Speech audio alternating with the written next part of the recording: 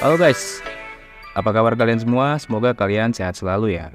Selamat datang kembali di Amano Channel, channel yang membahas seputar anime, manga, dan novel. Nah, di video kali ini gue akan kembali membahas lanjutan dari Light Novel Re:Zero volume 16, yaitu volume 16 bab ketiga. Tapi seperti biasa, sebelum kita lanjut ke pembahasan videonya, gue mau ngejelasin dulu bahwa konten dalam video ini adalah spoiler. Dan juga pembahasan cerita di video ini hanya berupa rangkuman atau ringkasan aja.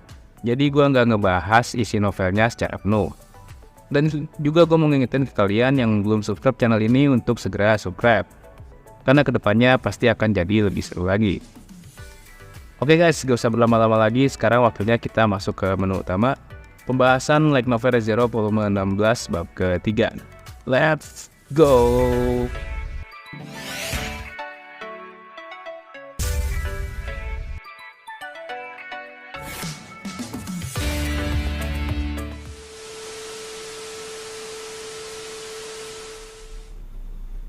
Beberapa saat setelah negosiasi dengan Kiritaka gagal, kelompok Emilia sedang bersiap untuk kembali ke penginapan. Di depan kantor perusahaan Muse, Dynas pelayan pribadi Kiritaka menunduk untuk meminta maaf kepada Subaru untuk mewakili tuannya. Menurut Dynas, Kiritaka biasanya adalah orang yang kaku, tetapi dia bisa menjadi sangat liar jika menyangkut soal Liliana. Dynas berharap suasana hati Kiritaka akan mulai membaik besok. Tak jauh dari mereka, Liliana sedang berbicara dengan Emilia. Nampaknya dia masih kesal karena Kiritaka menyembunyikan jadwal kunjungan Emilia kepadanya. Liliana masih belum sadar bahwa negosiasi ini telah kacau karena ulahnya. Dynas menghampiri Liliana. Dia meminta Liliana untuk bertanggung jawab memperbaiki mood Kiritaka. Liliana setuju, dan mereka pun pamit untuk pergi. Setelah kepergian mereka, Otto kemudian melampiaskan kemarahannya kepada Subaru. Bagaimana mungkin di hadapan pria mania penyanyi, kau malah bersikap so akrab dengan penyanyi tersebut? Dan inilah yang telah membuat negosiasi ini terhenti, tepat sebelum kami mencapai kesepakatan. Begitulah kata Otto. Subaru berdalih, kukira aku berusaha untuk memecah kebuntuan yang sedang kalian alami. Namun Otto menjelaskan, tidak ada kebuntuan di sini. Kami hanya sedang menawar persyaratan. Subaru terkejut dan merasa bahwa dia benar-benar menjadi sumber masalah kali ini. Dengan kondisi saat ini, yang bisa dilakukan oleh kelompok Emilia hanyalah berharap bahwa Kiritaka akan sudi untuk diajak berbicara lagi keesokan harinya. Dan itu tergantung pada usaha Liliana untuk membujuknya. Tentu saja, meskipun Kiritaka bersedia, kemungkinan persyaratan yang akan dia berikan akan menjadi lebih berat. Begitulah Otto memberikan pukulan yang telak kepada Subaru. Karena negosiasi telah gagal, sebaiknya kalian kembali ke penginapan Ultraman. Tetapi aku masih punya urusan lain, kata Otto. Emilia bertanya, urusan apa itu? Otto menjawab, mumpung sedang berada di kota ini, aku berencana untuk menjalin koneksi dengan orang-orang di sekitar. Otto kemudian meminta mereka untuk langsung pulang, dan jangan pergi kemana-mana lagi. Dan akhirnya, mereka pun pulang. Mereka memutuskan untuk pulang berjalan kaki, untuk menghindari mabuk lautnya Subaru. Ketika berjalan sambil menikmati pemandangan, Emilia secara tidak sengaja menabrak seorang pria. Refleks kemudian, Emilia pun menunduk dan meminta maaf kepada pria tersebut. Pria itu bertubuh kurus dengan rambut putih, dan juga menggunakan setelan serba putih. Pria tadi pun kemudian tersenyum. Ia membalas permintaan maaf Emilia dengan pujiannya. Ia memuji rambut perak Emilia, dan mengatakan bahwa ia terpesona dengan kecantikan Emilia. Ia juga berkata bahwa ia sempat menginginkan seorang pengantin yang memiliki rambut perak seperti Emilia. Dan pria itu pun terus mengoceh, mengantarkan pujian-pujiannya kepada Emilia. Menyadari itu, Subaru kemudian datang dan menghentikan pidato pria tersebut. Namun Emilia menegurnya. Itu adalah tindakan yang tidak sopan. Subaru kemudian memotong kata-kata Emilia dan meyakinkan Emilia untuk menyerahkan urusan itu kepadanya. Kemudian Subaru mengatakan pada pria itu, kami akan mengurus garis kami, jadi sebaiknya hentikan saja pembicaraan ini. Menanggapi kondisi tersebut, pria itu kemudian berbicara lagi, dengan kata-kata puitis sampai akhirnya dia berbalik untuk pergi. Setelah pria itu berjalan menjauhi mereka, Emilia merasa bahwa ia sepertinya pernah melihat orang itu di suatu tempat. Namun dia tidak ingat siapa dan di mana. Menanggapi komentar Emilia tersebut, Subaru nampaknya agak sedikit cemburu dan juga overprotective. Ia meminta Emilia untuk tidak terlalu memikirkannya. Subaru kembali melirik ke arah belakang dan mendapati pria tadi sedang melihat ke arahnya dari kejauhan. Pria itu terus memandangi Subaru hingga akhirnya mereka pun berbelok ke sebuah gang. Setelah berjalan beberapa saat, mereka akhirnya dapat melihat bangunan penginapan. Garfield kemudian merasakan aura keributan dari arah penginapan, dan mereka pun bergegas untuk memeriksa apa yang sedang terjadi. Emilia mendengar suara dua orang pria yang sedang berdebat, dan salah satunya adalah suara Joshua. Mereka dapat melihat Joshua sedang memblokir pintu dengan kedua tangannya yang terbentang. Sementara, di hadapannya adalah pria dengan dandanan kumuh yang marah-marah meminta Joshua untuk menyingkir. Ia meminta Joshua untuk memanggil atasannya. Namun Joshua menolak untuk memanggil Julius ataupun Anastasia. Emilia menghampiri mereka, menempatkan dirinya di antara dua orang yang sedang berselisih dan mencoba untuk menengahinya. Ia menanyakan alasan pria tersebut berseteru dengan Joshua. Pria itu pun menjelaskan bahwa ia sebenarnya telah diundang ke penginapan ini, namun Joshua malah menghalanginya untuk masuk. Menurut Joshua, jika ia memang benar-benar tamu undangan, ia harusnya dapat menunjukkan bukti yang lebih meyakinkan. Mereka masih terus saling melototi satu sama lain dengan tatapan penuh permusuhan. Emilia kemudian memanggil Subaru untuk membantunya menangani urusan ini. Subaru yang datang menghampiri mereka merasa tidak asing dengan wajah pria tersebut. Ia kemudian menyadarinya bahwa itu adalah Larry. Namun pria itu pun terkejut. Ia menyangkalnya. Ia bilang bahwa dia bukan Larry, tapi Racine. Melihat wajah Subaru, pria ini nampak malu dan juga panik. Sepertinya ia juga mengingat beberapa kejadian dengan Subaru. Emilia terkejut dan menanyakannya kepada Subaru, kenapa Subaru bisa mengenal orang ini. Subaru menjelaskan bahwa dia sudah beberapa kali berurusan dengan orang ini saat di ibu kota. Pertama saat ia dan Emilia pertama kali bertemu, Racine dan dua orang temannya mengeroyok Subaru pada waktu itu. Dan kemudian ia berurusan lagi dengan dirinya saat sedang bersama Priscilla. Mendengar cerita Subaru yang dikeroyok oleh Racine, Emilia mulai menaikkan kewaspadaannya. Racine menjadi panik. Dia merasa kalau dia menjadi semakin terpojok di sini. Subaru kemudian memanggil Garfield, memintanya bergabung untuk menangani masalah ini. Tetapi Garfield tidak merespon panggilan Subaru. Ketika Subaru menoleh ke arah Garfield, ia melihat Garfield sedang terpaku, dengan mata yang terbuka lebar dan sikap yang penuh kewaspadaan tinggi.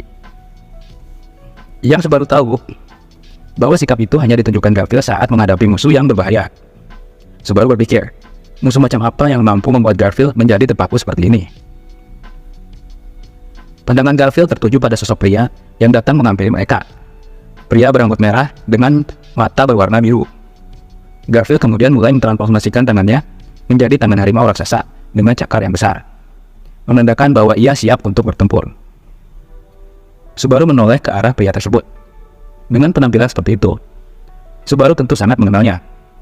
Namun sebelum Subaru sempat untuk memanggil namanya, Garfield kemudian mulai menerjang pria tersebut dengan kekuatan dan kecepatan penuh.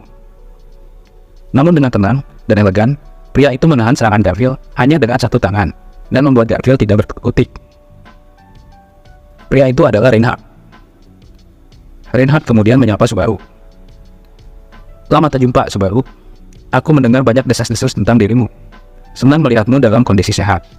Begitulah sapa Reinhardt. Ia kemudian melanjutkan. Sudah setahun lamanya kita tidak bertemu. Sebenarnya, banyak hal yang ingin aku bicarakan denganmu. Tapi sebelumnya, bisakah kau meminta temanmu untuk berhenti? Tangan Reinhardt masih disibukkan oleh Garfield ketika ia sedang menyapa Subaru. Garfield nampaknya masih berada dalam posisi bertempurnya. Ia masih mengerang dan tampak tak berniat untuk menurunkan kewaspadaannya. Subaru kemudian menepuk bahu Garfield. Tenanglah Garfield. Ya, ini Sword Saint, Reinhardt Panastria. Dia adalah temanku. Subaru sedikit tertahan ketika ia menyebutkan Reinhardt adalah temannya. Subaru teringat dengan pertemuan terakhir ia dengan Reinhardt. Saat itu ia membentak Reinhardt yang mencoba untuk meminta maaf kepadanya karena tidak menghentikan perkelahian Subaru dan Julius. Reinhardt kemudian melepaskan genggamannya pada tangan Garfield dan mulai menjelaskan, "Itu benar, aku adalah teman Nona Emilia dan juga Subaru." Di sisi lain, Reinhardt nampak dengan mudahnya mengatakan bahwa ia adalah teman Subaru, membuat Subaru sangat merasa tidak enak kepadanya. Reinhardt sepertinya tidak terlalu memikirkan tentang pertemuan terakhir mereka. Reinhardt kemudian menyapa Garfield dengan ramah. "Jadi, kau adalah perisai Nona Emilia?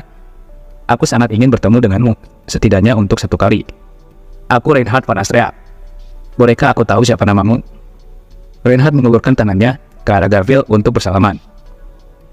Tetapi Garfield malah mundur, sambil memalingkan wajahnya. Garfield nampaknya sangat frustasi dengan kondisinya saat ini. Dia masih memikirkan bagaimana bisa dia dikalahkan oleh orang ini dengan begitu mudahnya. Tapi kemudian dia menjawab perkenalan Reinhardt dengan suara yang rendah. "Garfield, namaku Garfield Tinzel," itulah kata Garfield.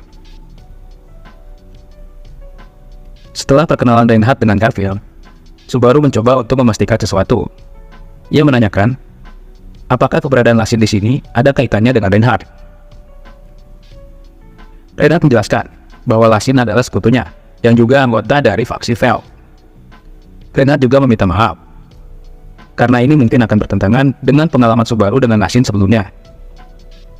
Tapi bagaimanapun, Veldlah yang memutuskan untuk merekrut Lasin ke dalam kelompoknya. Setelah pernyataan Reinhardt, seakan mendapat kekuatan baru, Lasin dengan sombongnya berkata, "Lihat, aku tidak berbohong bukan? Aku benar kan?" Ia mengatakan itu kepada Subaru, Emilia dan juga Joshua dengan wajah penuh kemenangan. Tapi Reinhardt menghentikannya. "Diamlah. Dari caramu berperilaku, aku paham siapa penyebab masalah di sini.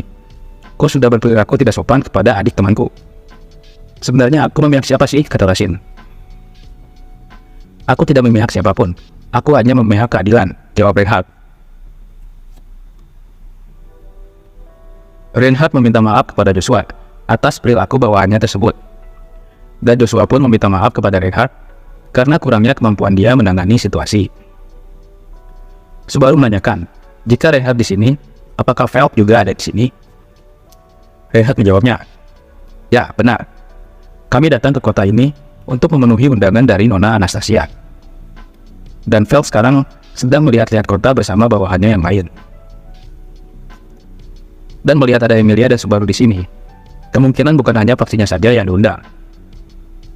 Subaru mencoba mempertegasnya kepada Joshua, tapi Joshua menjawab dengan wajah pura-pura bodoh bahwa dia tidak tahu. Reinhardt kemudian memerintahkan Lasin untuk pergi menjemput Veld dan meminta menyerahkan urusan di sini kepadanya. Ia juga mengingatkan Lasin untuk melindungi Veld jika terjadi masalah. Dan jika ia tidak mampu menanganinya, nyalakanlah sinyal, maka ia akan datang dalam waktu 5 menit. Lasin paham dengan perintah Reinhardt dan berkomentar sebelum dia pergi. "Kau memang mengerikan jika kau serius," kata Lasin, dan kemudian ia pun pergi. Kemudian Emilia menyarankan untuk segera masuk ke penginapan untuk menemui Anastasia. Joshua setuju dan mulai mengantar mereka masuk, dan mereka pun perlahan memasuki penginapan. Namun tidak dengan Garfield. Dia masih diam dengan wajah frustasi. Subaru mengerti bahwa Garfield masih kesal dengan kekalahannya dari Reinhardt. Beatrice menyarankan Subaru untuk membiarkan Garfield seperti itu, karena itu adalah pelajaran yang bagus agar dia tidak terlalu sombong. Memang, semenjak keluar dari desa Santuari, Garfield belum pernah mendapatkan perlawanan seimbang. Satu-satunya hal yang menyulitkan Garfield hanya saat dia disuruh mengangkat barang. Beatrice juga memperingatkan Subaru bahwa dia tidak mau terlalu dekat dengan Reinhardt. Subaru menanyakan alasannya, apakah sama dengan ketertarikannya dengan Julius? Tapi Beatrice menyangkalnya dan berkata bahwa Reinhardt lebih berbahaya. Setelah mengajak Garfield, mereka pun akhirnya masuk ke penginapan. Namun Joshua tidak mengantar mereka ke ruang resepsi, tetapi ke ruang lain.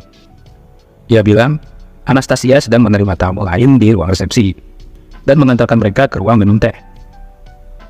Subaru semakin yakin bahwa bukan hanya faksi mereka saja yang diundang ke sini oleh Anastasia.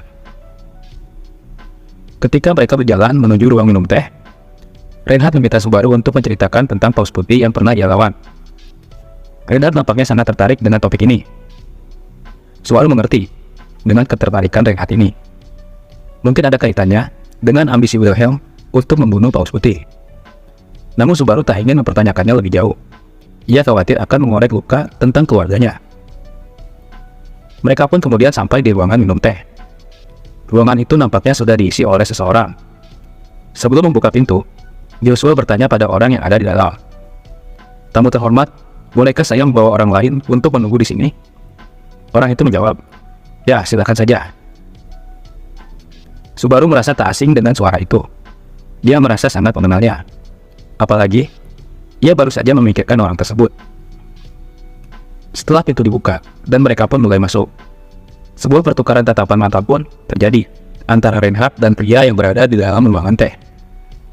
Reinhardt menyapanya, "Kakek," dan pria itu pun balik menyapanya, "Reinhardt." Kakek dan cucu pun saling bertemu.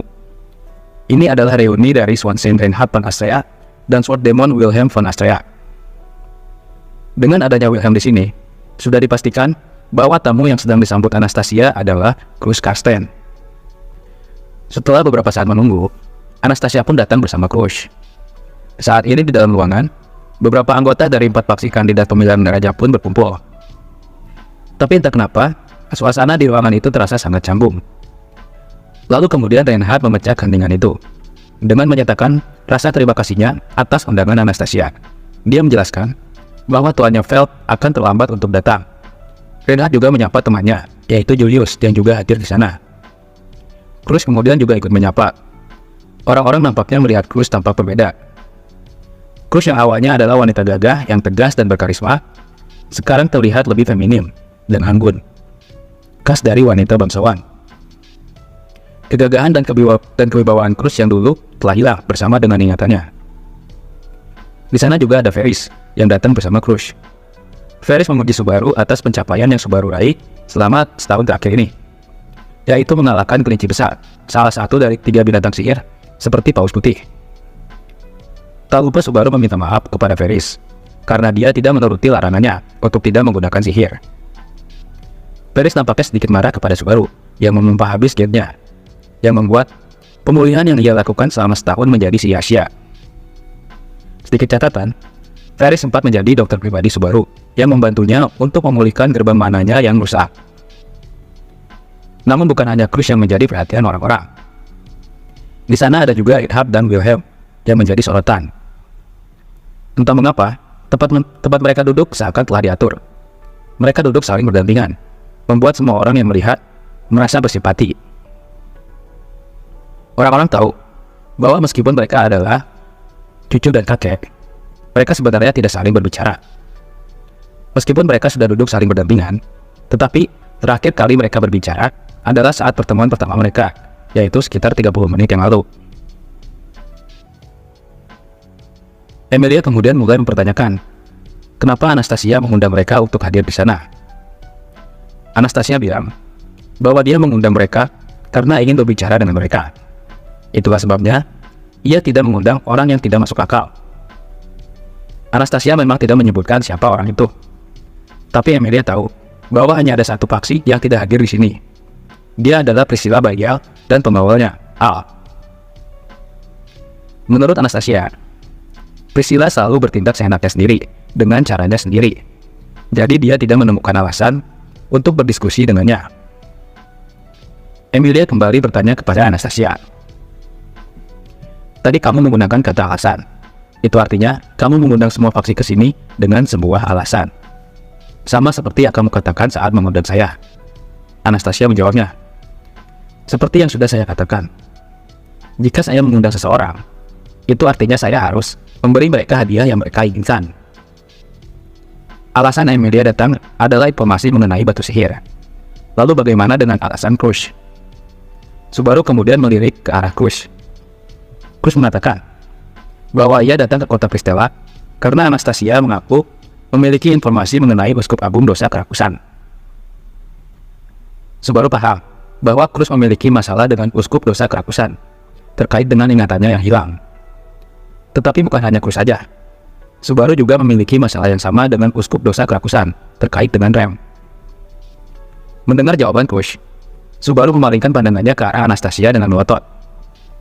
Anastasia tersenyum melihat reaksi Subaru tersebut dan mulai menjelaskan, "Bukannya aku berniat jahat kepada dirimu, Natsuki. Tapi ada urutan prioritas di sini. Aku bisa menjual informasi ini lebih tinggi pada pihak Crush daripada kepada pihakmu. Apakah aku salah?" Sambil tersenyum sinis, Subaru menjawabnya, "Barang bernilai tinggi dijual ke penawar tertinggi. Itulah cara berpikir seorang pedagang. Aku memang tidak cocok dengan itu, tapi aku dapat mengerti." Anastasia menjawabnya, "Aku terkesan kamu dapat memahaminya." Subaru sekuat tenaga menahan amarahnya. Seandainya saja Julius ikut campur dalam pembicaraan ini, Subaru mungkin akan mulai mengamuk. Anastasia mencoba untuk menenangkan Subaru.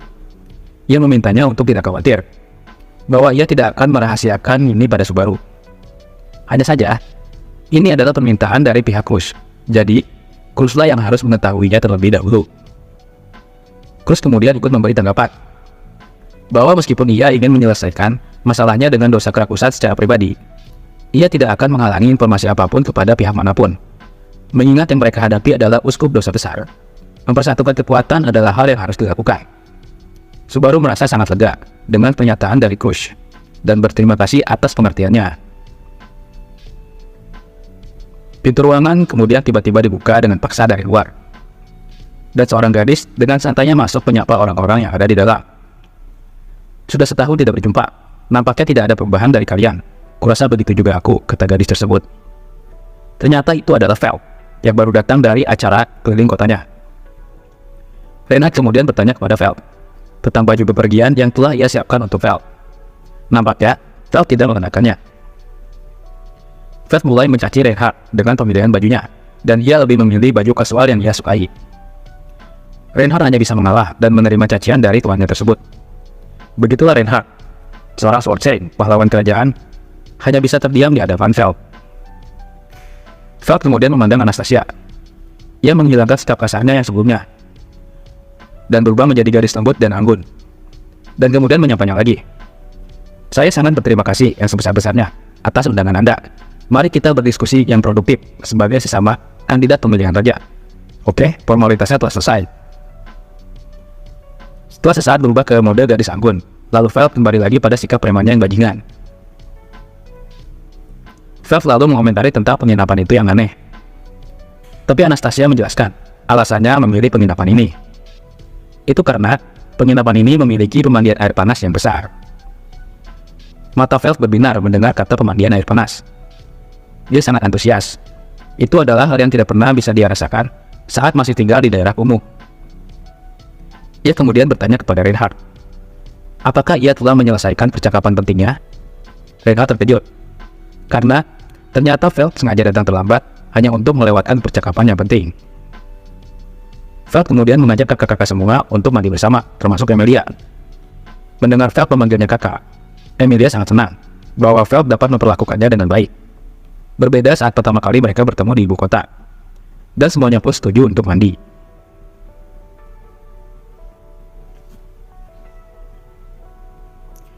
Saat para gadis sedang mandi, Subaru sendirian memikirkan kemungkinan untuk mengumpulkan informasi mengenai uskup dosa kerakusan di kota ini. Namun ada hal lain yang juga Subaru pikirkan, yaitu Garfield yang sedang murung. Sebelumnya, Beatrice menyarankan Subaru untuk membiarkannya dan melihat apakah ia dapat bangkit dengan kekuatannya sendiri. Lalu Garfield menghampiri Subaru. Ia meminta izin untuk pergi jalan-jalan keluar. Subaru mengizinkannya dan bilang dia tidak terlalu khawatir karena dia kuat. Tapi Garfield menjawab bahwa dia bukanlah yang kuat. Lalu ia pun berbalik untuk pergi. Setelah para gadis selesai dengan acara mandinya, mereka semua pun berkumpul kembali di ruang makan untuk jamuan makan malam. Nampaknya semua orang telah mengenakan yukata, membuat Subaru merasa takjub untuk melihatnya, terutama melihat Emilia. Namun bukan hanya itu yang membuat Subaru merasa takjub, melainkan hidangan yang disajikan. Itu adalah masakan khas Jepang. Semua orang memasang wajah kebingungan dengan makanan yang ada di hadapan mereka. Namun sekali lagi, Subaru merasa bernostalgia. Di meja telah berjejer hidangan sushi dan sashimi. Subaru mengajarkan Emilia dan Beatrice cara memakan sushi yang benar, dan kemudian diikuti oleh yang lainnya. Anastasia sedikit kesal kepada Subaru yang telah mencuri parfumnya. Karena harusnya ialah yang memperkenalkan makanan itu kepada yang lain. Tapi itu bukanlah hal yang serius, karena nampaknya semua orang benar-benar menikmati hidangan yang disajikan. Mereka pun makan bersama dengan gembira. Dan untuk sesaat, mereka melupakan posisi mereka yang sebenarnya, bahwa mereka adalah kandidat saingan dalam pemilihan raja.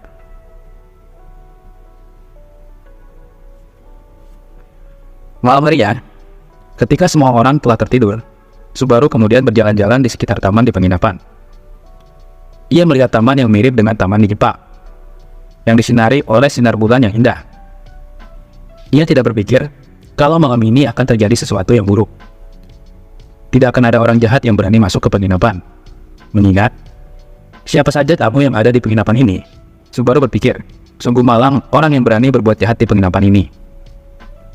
Sebelumnya Reinhardt telah berkata, jika sesuatu terjadi di distrik ini, aku akan segera bergegas untuk menanganinya. Fakta bahwa Reinhardt menggunakan kata melindungi distrik dibandingkan melindungi penginapan, mengingatkan Subaru betapa mengerikannya Reinhardt. Mengingat Reinhardt yang dengan mudahnya menganggap Subaru sebagai temannya, membuat Subaru sangat lega, karena hubungannya dengan Reinhardt telah membaik. Namun ada hal yang mengganggu pikiran Subaru, bahwa teman seharusnya adalah orang yang setara.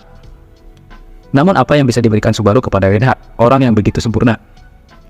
Tidak adakah sesuatu yang bisa ia lakukan untuknya, untuk seorang teman? Ketika Subaru memikirkan tentang Reinhardt, ia melirik ke arah taman. Ia melihat sesosok pria dengan yukata yang sedang dimandikan cahaya bulan. Pria itu adalah Wilhelm.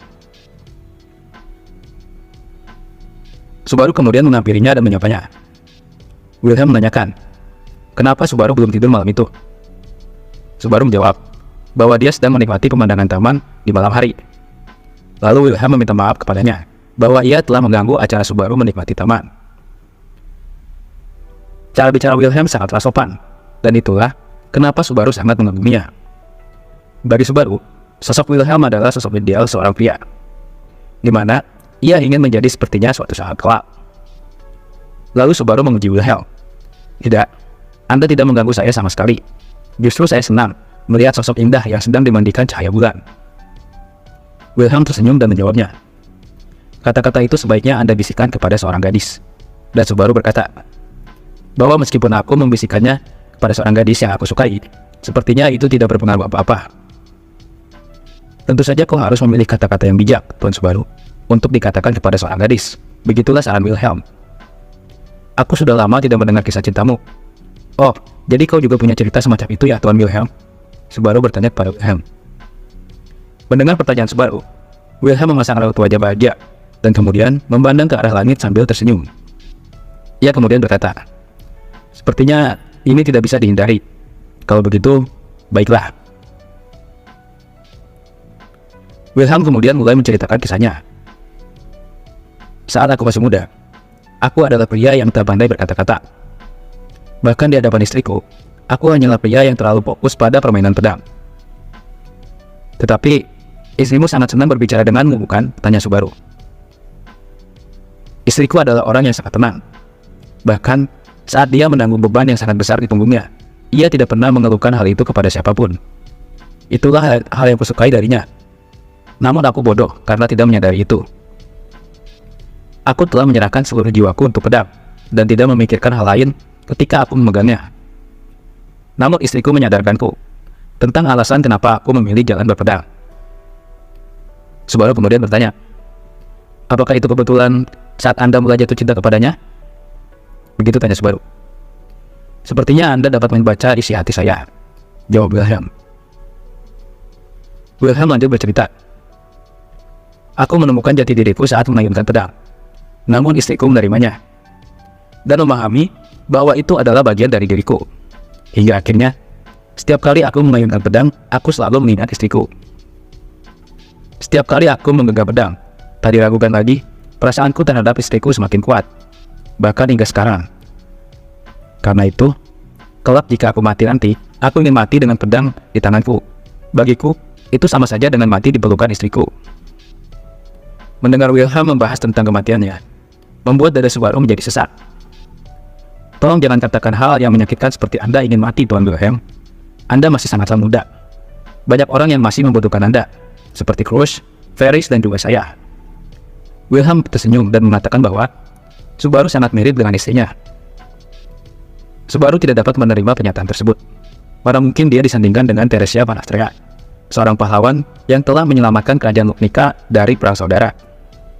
Namun menurut Wilhelm, sikap rendah hatinya yang menekan perasaan sendiri dan lebih mengutamakan orang lain adalah hal yang mirip dari mereka berdua. Bahkan menurut Wilhelm, Subaru bisa menjadi orang yang lebih hebat dari istrinya. Ada banyak hal yang tidak dapat Anda lakukan sendiri, tapi Anda dapat mengumpulkan orang-orang yang dapat membantu Anda melakukan banyak hal. Itulah jalan menuju kesuksesan Anda. Mungkin saat ini Anda belum menyadarinya, tapi saya yakin suatu saat Anda akan dapat mewujudkannya, Tuan Natsuki.